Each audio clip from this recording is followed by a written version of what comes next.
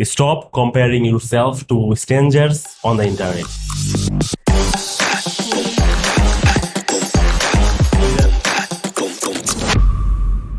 খুবই পাওয়ারফুল একটা মেসেজ, আর এই মেসেজটা এতটাই ইম্পর্টেন্ট, আমাদের বোঝা দরকার যে আমরা সোশ্যাল মিডিয়াতে কিভাবে সময় নষ্ট করতেছি আর কিভাবে স্ট্রেঞ্জারদের সাথে আমাদেরকে নিজেদেরকে তুলনা করে আমরা কিভাবে আমাদের জীবনের প্রোডাক্টিভিটি কমে ফেলতেছি, আমাদের নিজেদের সময় লস করতেছি। দেখেন, আমরা প্রত্যেকে সবাই কম বেশি জানি যে আমরা যখন সোশ্যাল মিডিয়াতে প্রবেশ করি, তো সাথে সাথে আমরা কি করি, আমরা নর্মালি হচ্ছে স্ক্রলিং এর দুনিয়া হারা যায়। সোশ্যাল মিডিয়া গুলো এরকম ভাবে তৈরি করা যে আমাদেরকে নতুন নতুন জিনিস দেখায়, আর আমরা প্রত্যেক হিউম্যান সাইকোলজি এরকম যে নতুন জিনিস দেখার প্রতি আমাদের আগ্রহ অনেক বেশি। আমরা যখন ফেসবুকে নিউজ ফিরে যাই, তখন দেখা যায় যে আমরা একটার পর একটা নতুন পোস্ট দেখতে থাকি, এই ফ্রেন্ডের পোস্ট, ওই ফ্রেন্ডের পোস্ট, ফেসবুক ফ্রেন্ডের পোস্ট, রিয়াল ফ্রেন্ডের পোস্ট, বিভিন্ন পোস্ট আমরা দেখতে থাকি। আর এই পোস্টগুলো দেখতে দেখতে আমরা এত সময় নষ্ট করে ফেলি, এত সময় চলে যায়, পরে যখন আমরা দেখি যে ঘড়ির দিকে তাকাই, তখন হয়তো দেখা যায় যে আমাদের নামাজের সময় চলে গেছে, মসজিদের জামাত হয়ে গেছে, হয়তো দেখা যায় যে গাড়িটা ছুটে গেছে, হয়তো ট্রেন অথবা কিছু একটা ক্ষতি হয়ে গেছে। তখন নিজেদের মধ্যে আফসোস হতে থাকে, ইস, আমি যে কাজটা করার কথা ছিল, এখন আমার তো 5টা 5-এ পড়ার কথা ছিল, এখন তো বাজে গেছে 5টা 25। আচ্ছা ঠিক আছে, আমি 5টা 30 আবার পড়াশোনা শুরু করবো। এই যে 5 মিনিটে গ্যাপ নিলাম, যে 5 মিনিট আমরা আবার কি করি, আমরা আবার সোশ্যাল মিডিয়াতে হারাই যাই। আর এই সোশ্যাল মিডিয়াতে হারাই যাওয়ার কারণে ওই 5 মিনিটের কথা বলে আমরা যখন যাই, তখন দেখছি আবার আমাদের ঘন্টার পর ঘন্টা চলে যায়, তারপর আবার আমাদের হুঁশ ফিরে। এতে কি হয় যে আমরা আমাদের সময়টাকে হারাই ফেলি, আমরা প্রোডাক্টিভিটি কমে যায়, আমাদের নিজেদের যে প্রোডাক্টিভিটি থাকে তা হারাই যায়। আমাদের কাজটা অন টাইমে না হওয়ার কারণে আমরা কি হয়, আমাদেরকে মানসিক চাপের মধ্যে আমরা চলে যাই, মানসিক ডিপ্রেশনে চলে যাওয়ার সাথে সাথে আমাদের প্রোডাক্টিভিটি কমে যায়, আর দিন শেষে আমাদের লস হয়। দেখেন, সোশ্যাল মিডিয়াতে আমরা যে সোশ্যাল মিডিয়াগুলো ইউজ করতেছি, এতে আমাদের কোনো ফায়দা হচ্ছে কিনা, ফেসবুক, টুইটার, ইনস্টাগ্রাম, যাই বলেন, হ্যান ত্যান যা আছে, এই সবগুলাতে আপনি যদি তাদের প্রোডাক্ট ইউজ না করেন, তাদের অ্যাপস ইউজ না করেন, আপনার কিন্তু অ্যাকচুয়ালি কোনো লস হবে না। আপনার কোনো দরকার নাই যে আপনার যে ফ্রেন্ড ইউএসএ তে গেছে, ওই ফ্রেন্ড ইউএসএ তে গিয়ে কি খাইলো না খাইলো, এটা আপনি মানে প্রতিদিন আপডেট রাখা কিন্তু আপনার দরকার নাই। তারপর আপনি রাখতেছেন কারণ কি, আপনি ভাবতেছেন যে আমার মিস হয়ে যায়। আপনার মনের মধ্যে এরকম একটা চাহাত তৈরি হয়েছে, যে চাহাতে আপনার কোনো প্রয়োজন না, অথবা আপনার কোনো লাভ হবে না, আপনার লাভবান হবেন না, আলটিমেটলি আপনি লসের ভাগিদার হবেন। কিন্তু লাভ হবে ফেসবুকে, লাভ হবে সোশ্যাল মিডিয়া প্ল্যাটফর্ম গুলার, যারা আপনাকে অ্যাড দেখাবে এবং তাদের রেভিনিউ তারা জেনারেট করবে ওই অ্যাড থেকে। রিসার্চে উঠে আসছে যে আমরা প্রতিদিন আমাদের ফোন কমপক্ষে 344 বার চেক করি, আর যা প্রত্যেক 4 মিনিটে আমরা একবার করে হলেও সোশ্যাল মিডিয়াকে চেক করি। আর সোশ্যাল মিডিয়া চেক করার কারণে আমাদের প্রত্যেক 4 মিনিট পর পর যদি আমি ফোনটা হাতে নেই, আমার এই ফোনটা হাতে নেওয়ার কারণে কি হবে, আমার সময় কনজিউম হবে, আমার টাইম লস হবে, আমার প্রোডাক্টিভিটি কমে যাবে। তো আমরা অনেক বেশি এই নোটিফিকেশন চেক করার কারণে অথবা ফোন চেক করার কারণে বারবার আমাদের সময় লস হয়ে যায়, আমরা প্রোডাক্টিভিটি হারাই ফেলি, আমাদের সময় লস হয়, আমরা সবার থেকে পিছিয়ে যাই। সোশ্যাল মিডিয়া আমাদের ক্ষতিটা কিভাবে করে, ওরা কিন্তু ডিরেক্টলি আমাদেরকে এসে মারে না, অথবা আমাদের টাকা পয়সা নিয়ে যায় না। আসলে সোশ্যাল মিডিয়া আমাদের টাইমকে কনজিউম করে ফেলে, টাইমকে খায়া ফেলে।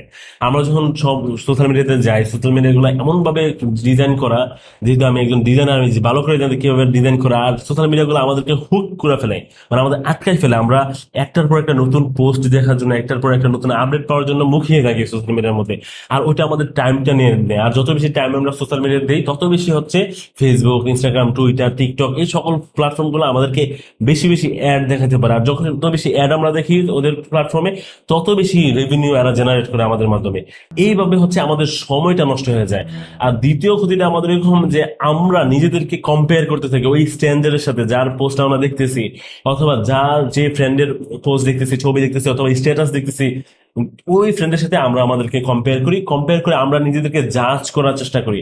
আর এই জাজ করার ফলে আমরা অনেক বেশি ডিপ্রেসড হয়ে যাই। আমরা মনে করি যে ও অনেক ভালো আছে, ও আমার থেকে অনেক বেশি সুন্দর লাইফ লিড করতেছে, কিন্তু আমি সুন্দর লাইফ লিড করতে পারতেছি না, আমার লাইফের অবস্থা খারাপ, আমার কাজকর্ম অনেক স্লো, এরকম টাইপের নেগেটিভিটি আমাদের ব্যাপারে আমাদের মনের মধ্যে চলে আসে, যে কারণে আমরা ডিপ্রেসড হয়ে যাই। আর ডিপ্রেসড হয়ে আমরা হচ্ছে ডিপ্রেশনে যাওয়ার কারণে আমাদের কাজের প্রোডাক্টিভিটির অনেক অনেক ক্ষতি হয়ে যায়।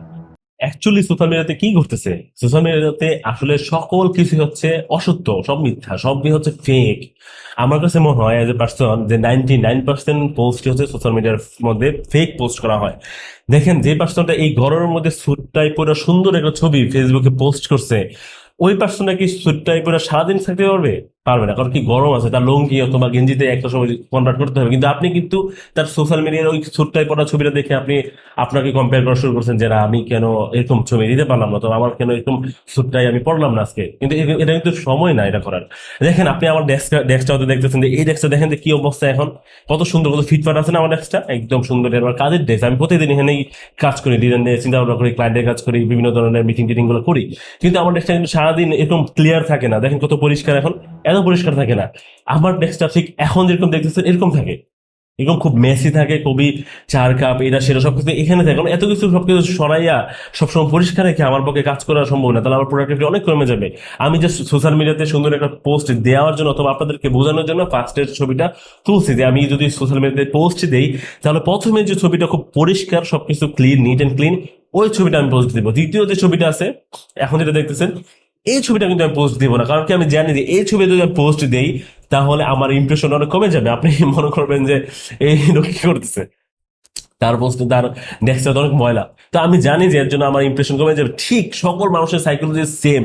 যারা আপনি সুন্দর ছবি ফেসবুকে দেখতেছেন অথবা অন্য ইনস্টাগ্রামে দেখতেছেন অথবা টিকটকে দেখতেছেন অথবা যেখানে দেখতেছেন, সে আসলে তার যে অ্যাকচুয়াল যে ভাইবটা অ্যাকচুয়ালি সবসময় যেরকম থাকে সেরকম ছবিটা সে দেয় না। সে সবকিছু নিট এন্ড ক্লিন করে পরিষ্কার করে সব হাবি জাবি ফালাইয়া জাস্ট সুন্দর জিনিসটাই আপনার কাছে তুলে ধরে, সবার সোশ্যাল মিডিয়ার মধ্যে নিয়ে আসে।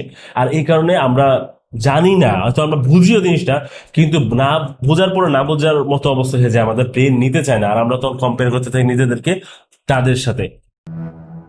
সোশ্যাল মিডিয়ার আরেকটা বড় ব্যাপার হচ্ছে যে আপনি দেখেন যে বিভিন্ন বন্ধু বান্ধব ইউনিভার্সিটি, বিভিন্ন স্ট্রেঞ্জারের ইউনিভার্সিটির ছবি দিচ্ছে, তারা বাড়ি কিনা গাড়ি কিনা এটা সেটা কিনার ছবি দিতেছে, কিন্তু আপনি ভাবতেছেন যে তারা এগুলো করে ফেলছে রাতারাতি। না, তারা দীর্ঘ সময় কাজ করছে। এরকম হতে পারে যে সে গাড়িটা কেনার জন্য তারা হচ্ছে ব্যাংক থেকে লোন নিছে। আর বেশিরভাগ ক্ষেত্রে বাংলাদেশে যারা গাড়ি কিনে অথবা সারা পৃথিবীতে যারা কম বেশি গাড়ি কিনে, বেশিরভাগ মানুষ হচ্ছে লোন নিয়ে গাড়ি কিনে, লোন নিয়ে বাড়ি করে। তো আপনি যে লোন নেন নাই আর লোন নিয়ে আপনার রাতের ঘুম হারাম করেন নাই, অ্যাটলিস্ট এর জন্য আপনার শুক্রিয়া আদায় করা দরকার, এর জন্য আপনার থ্যাঙ্কফুল হওয়া দরকার।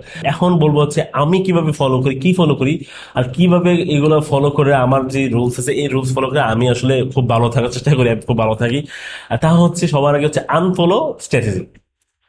আমার যে বন্ধু অনেক বেশি বেশি পোস্ট দেয়, ডলারের ছবি দেয়, হ্যাঁ এত ডলার কমাইছে, এটা কমাইছে, সেটা কমাইছে, সে গাড়ি কিনা দিচ্ছে, বাড়ি কিনা দিচ্ছে, এই টাইপের যে ফ্রেন্ডরা আমার আছে, এই ফ্রেন্ডদেরকে আমি জাস্ট আনফলো করে রাখি। আমার সাথে ফ্রেন্ড লিস্টে ফেসবুকে আছে কিন্তু ফলোতে নাই, আমি তাদের পোস্ট দেখি না, তাদেরকে আমি আনফলো করে রাখি।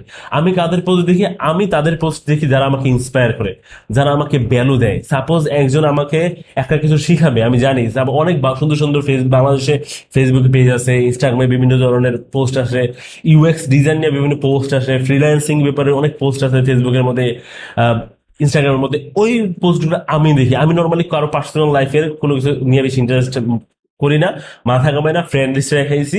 আর আমার মেসেজ দেওয়ার দরকার হলে, কোনো কিছু জানার দরকার হলে তাদেরকে ডিরেক্ট মেসেজ দেই, আর নয়তো ফোনে কল দেয়, তাদের সাথে কথাবার্তা বলি। কিন্তু আনফ্রেন্ড এই কারণে করি না যেন তারা আমার ব্যাপারে খারাপ ধারণা না রাখে। তারা যদি আমার সাথে কমিউনিকেট করতে চায়, তারাও যেন কমিউনিকেট করতে পারে। সো সবার আগে তা আপনি তাদেরকে আনফলো করেন যারা আপনার বেশি বেশি পোস্ট দেয়, আর যাদের পোস্ট দেখলে আপনি ইনসিকিউর ফিল করেন তাদেরকে আপনি আনফলো করেন।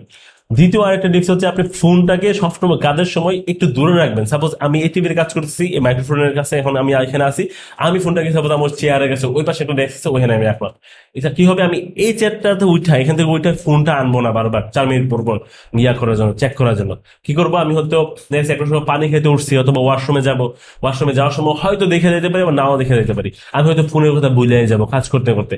তো আপনার ক্ষেত্রে এরকম হবে যে আপনি ফোনটাকে সবসময় কাজের সময় দূরে রাখার চেষ্টা করবেন। পড়াশোনার সময় চেষ্টা করুন ফোনটাকে অন্য কোনো রুমে রেখে আসতে, পড়াশোনার সময় ফোনটাকে দূরে রাখতে।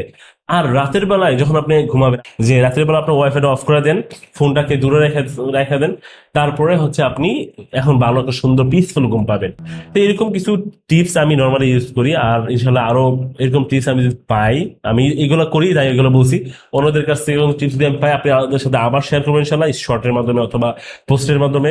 আশা করি এই ভিডিওটা আপনাদের খুব ভালো লাগবে, ইনশাল্লাহ খুব কাজে দিবে। সবাই আমার চ্যানেলটাকে সাবস্ক্রাইব করবেন ইনশাল্লাহ, আমার জন্য দোয়া করবেন। আপনারা সবাই ইনশাল্লাহ ভালো থাকবেন। আসসালামু আলাইকুম রহমতুল্লাহ।